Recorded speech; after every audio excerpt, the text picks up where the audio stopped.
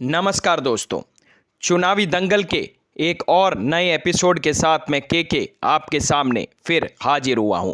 तो आइए शुरू करते हैं आज का यह चुनावी दंगल का नया एपिसोड। प्रदेश की सरदारपुरा विधानसभा सीट राज्य के मुख्यमंत्री अशोक गहलोत का सबसे बड़ा गढ़ मानी जाती है।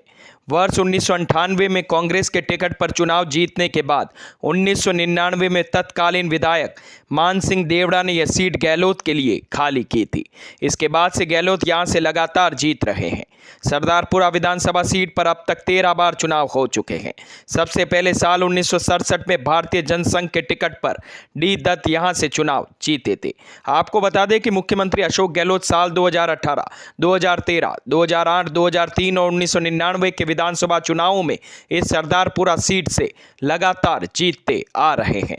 आइए जानते हैं सरदारपुरा विधानसभा सीट की चुनावी इतिहास के बारे में। साल 1967 में सरदारपुरा विधानसभा सीट पर पहली बार चुनाव हुए थे। इस चुनाव में भारतीय जनसंघ ने डी दत्त को टिकट दिया था। उनके खिलाफ कांग्रेस ने एमएल सांकला को चुनावी मैदान में उतारा था। दत्त ने यह चुनाव 3167 वोटों से जीता था।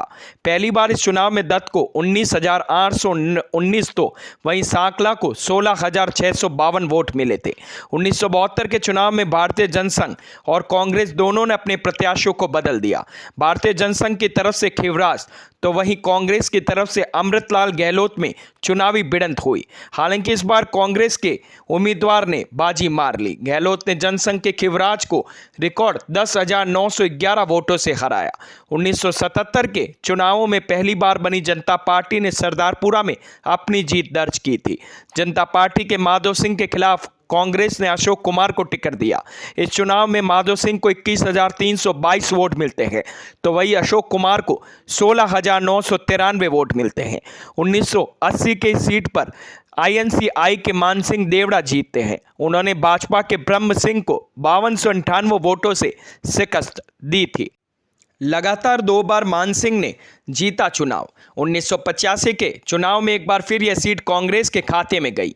यहां मान सिंह देवड़ा लगातार दूसरी बार चुनाव जीतते हैं। हालांकि इस बात भाजपा ने पूर्व विधायक माधव सिंह को फिर से चुनावी मैदान में उतारा, लेकिन वे मान सिंह को हरा नहीं पाए। चुनाव में मान सिंह को 26,826 तो वहीं माधव सिंह को महज 13,681 वोट ही मिलते हैं। 1990 और 1993 के चुनाव में सरदारपुरा सीट भाजपा के कब्जे में रही। 1990 में भाजपा ने राजेंद्र गहलोत को टिकट दिया। गहलोत ने लगातार 2 बार विधायक रहे मान सिंह को रिकॉर्ड 18,179 वोटों से शिकस्त दी। हालांकि अगले चुनाव में कांग्रेस ने उम्मीदवार बदल दिया, लेकिन परिणाम में कोई बदलाव नहीं आ सका। 1993 का चुनाव परिणाम भी भाजपा की झोली में गया। यही भाजपा के राजेंद्र गहलोत को 42,660 तो वहीं कांग्रेस के राजेंद्र सिंह सोलंकी को 34,167 वोट मिले। 1998 के चुनाव में एक बार फिर मान सिंह ने सरदारपुरा सीट को अपने पाले में लिया। उन्होंने भाजपा से लगातार 2 बार विधायक रहे राजेंद्र गहलोत को 17,881 वोटों से हराया। 1999 में हुई अशोक गहलोत की एंट्री। साल 1998 में कांग्रेस के टिकट पर चुनाव जीतने के बाद 1999 में तत्कालीन विधायक मान सिंह देवड़ा ने यह सीट अशोक गहलोत के लिए खाली कर दी। इसके बाद से गहलोत यहां से लगातार चुनाव जीतते आ रहे हैं। इस चुनाव में गहलोत ने भाजपा के मेघराज लोहिया को बुरी तरह से हराया। गहलोत को जहां 69,856 तो वहीं मेघराज लोहिया को महज 20,576 वोट ही मिले।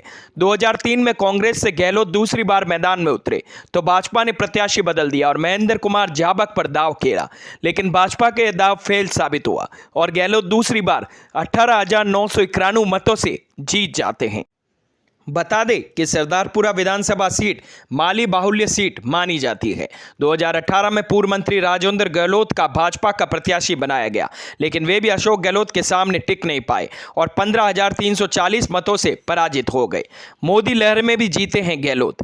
जीत की हैट्रिक लगा चुके और 2 बार मुख्यमंत्री बनने के बाद 2013 में गहलोत इसी सरदारपुरा सीट से कांग्रेस के प्रत्याशी बने। भाजपा ने फिर अपनी रणनीति बदली। इस बार राजपूत प्रत्याशी शंभू सिंह केतासर को मैदान में उतारा गया। गया।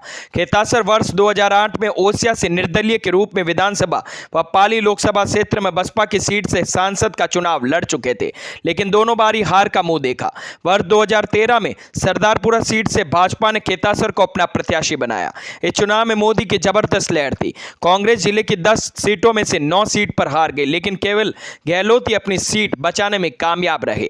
उन्होंने खेतासर को 18,478 वोटों से पराजित किया।